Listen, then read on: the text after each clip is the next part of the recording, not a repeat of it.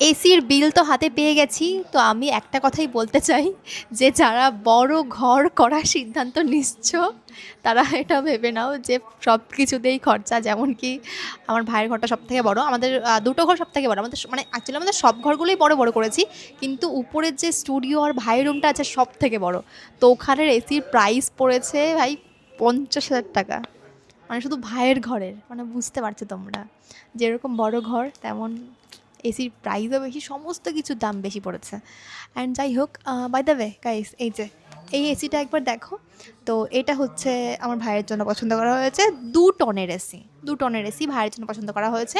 অন্যরা দেখেছিলাম, এটা দেখেছিলাম দেখা, এই কালারটা খুব ভালো লেগেছিলো, যেটা ইউনিকও লেগেছিলো, কিন্তু ওটা 2 টনের পাওয়া যাচ্ছে না, 1.6 টনের পাওয়া যাচ্ছে।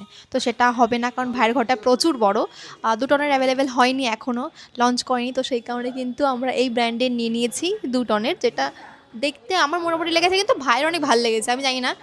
আর আরও আছে, আমার ঘরের কোনটা নিচ্ছি সেটা তো একটা স্পেশাল, ওটা আমি দেখাবো না এখন, ওটা খুবই ইউনিক, মানে মানে কী বলবো, টেকনোলজি খুব ভালো লেগেছে ওর মধ্যে। অ্যান্ড মায়ের ঘর আর আমার ঘরের পুরো সেম, আর সেম এসি নেওয়া হয়েছে, সেটা আমি এখন দেখাচ্ছি না, কালকেই যাবে। আর এই যে হচ্ছে বিল আমি হাতে পেয়ে গেছি, অ্যান্ড আমি অনেক খুশি ফ্যামিলির জন্য আবারও কিছু একটা করতে পেরে।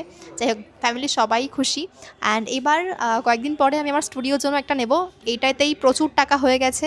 কত কি বিল হয়েছে তোমাদের ডিটেলস ভিডিও অবশ্যই শেয়ার করবো। আরও একটা কিছু নেওয়া হচ্ছে, বাইরে ওটা দেখানো হয়নি, একটু পরে দেখাচ্ছি।